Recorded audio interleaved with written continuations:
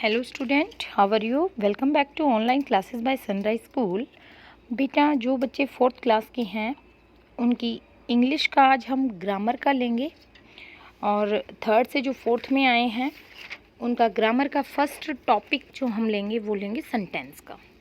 तो ग्रामर में आप पूरे सारे चीज़ों को जानेंगे। जैसे आपकी ग्रामर में सेंटेंस है, subject, predicate, kind of sentence हैं, नाउन्स हैं। तो आप हिंदी में भी पढ़ते हो, वाक्य, संख्या, सर्वनाम, इन सब चीज़ों के बारे में हम इस लेसन में पढ़ेंगे। सबसे पहले आपका सेंटेंस क्या होता है, इसके कितने पार्ट्स होते हैं, कितने टाइप्स होते हैं, किस तरह से हमें पता चलेगा, ये सब हम इसमें जानेंगे कि हम कैसे एक सेंटेंस को पहचान सकते हैं।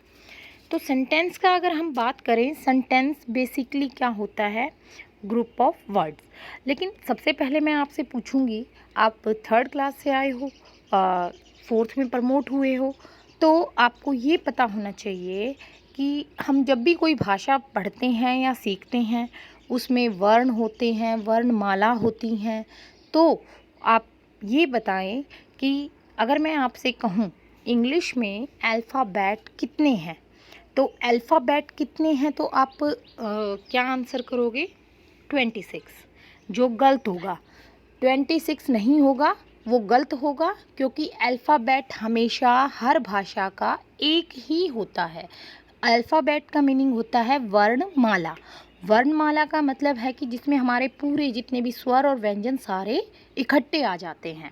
तो इंग्लिश का अगर हम कहें अल्फ़ाबेट कितने हैं, तो हम आंसर क्या करेंगे? 1। अल्फ़ाबेट 1 ही होता है। हाँ, लेटर्स हमारे 26 होते हैं। A to Z जो आपके वर्ण हैं, लेटर्स हैं, वो कितने होते हैं? 26। अब लेटर्स में भी आप वॉवल और कॉन्सोनेंट, 2 टाइप होती हैं। आई होप आपने पिछली क्लास में भी ये जाना होगा।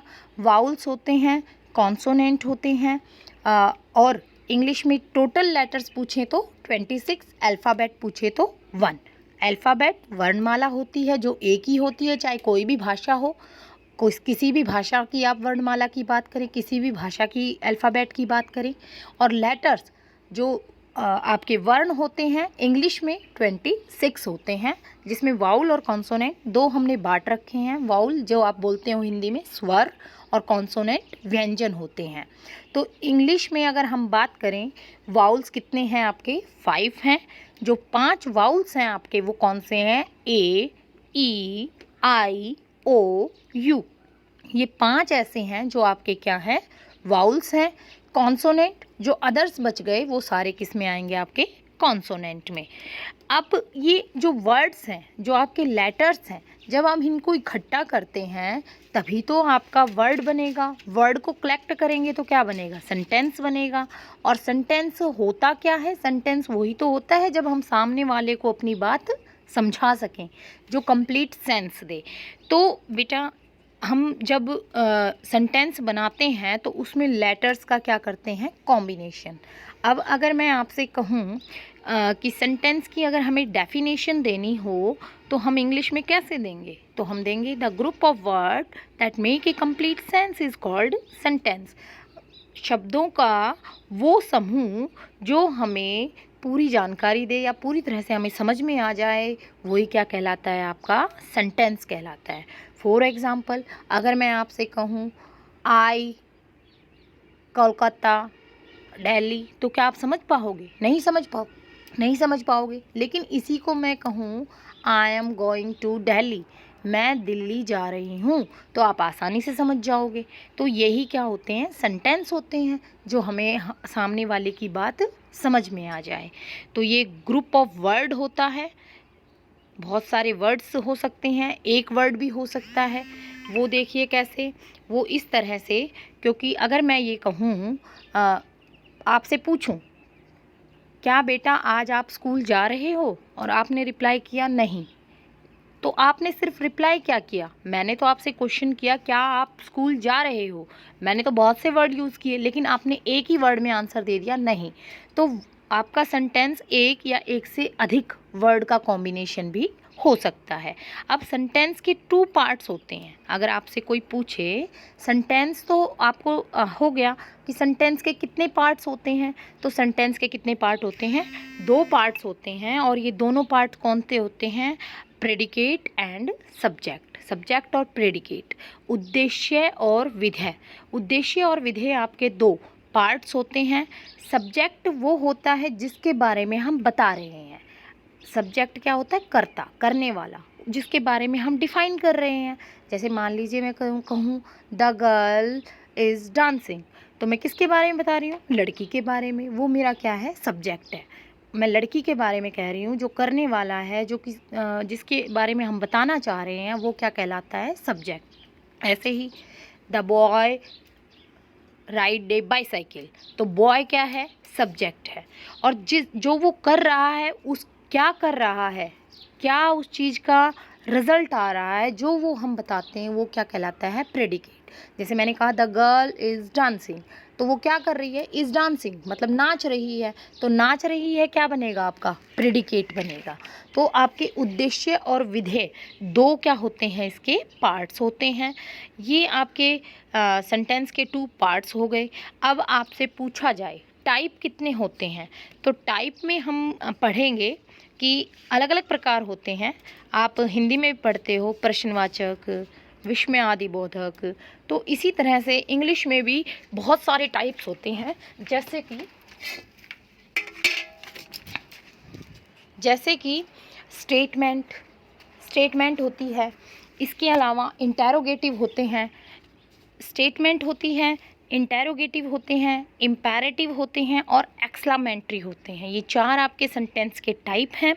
तो जब हम इन टाइप्स के बारे में पढ़ेंगे, तो स्टेटमेंट वाले जो होते हैं, बेसिकली हम जो स्टेटमेंट देते हैं, जैसे कि आप नॉर्मली अपना रिप्लाई करते हो। जैसे मैंने आपसे पूछा व्हाट इज़ योर नेम, तो वो तो मैंने आपसे क्वेश्चन किया, लेकिन जब आप मुझे रिप्लाई करोगे my name is Manish, my name is Rohit, तो जो आप मुझे रिप्लाई कर रहे हो वो क्या है? आपकी स्टेटमेंट है।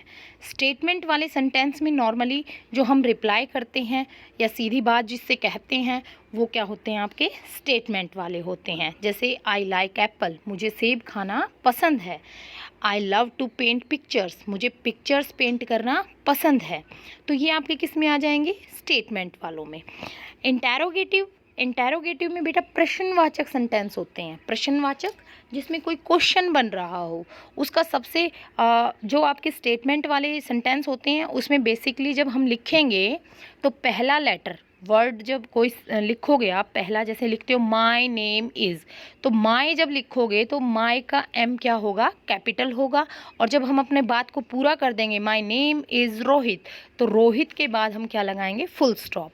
ये आपके सिंपल जो स्टेटमेंट वाले होते हैं उसमें ये पाया जाता है। स्टेटमेंट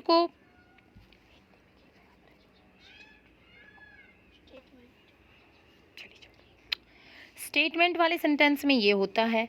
इंटेरोगेटिव होते हैं आपके प्रश्नवाचक। प्रश्नवाचक वाक्य जो होते हैं उसमें क्या होता है? उसमें हम किसी से क्वेश्चन करते हैं और उसका आपको पीछे क्वेश्चन मार्क लगा मिलेगा। देखो लास्ट में जैसे सेंटेंस में दिख भी रहा है, मैंने लिखा हुआ है ना, what is your name, where are you live, तो लास्ट में आपको क्या दिख रहा है? एक क्वेश्चन मार्क दिख रहा है। तो क्वेश्चन मार्क जो जहाँ लगा हो, क्वेश्चन मार्क का साइन आप देखते हो, आपके हर सब्जेक्ट में क्वेश्चन आंसर आप करते थे तो पीछे आपको एक क्वेश्चन मार्क मिलता था।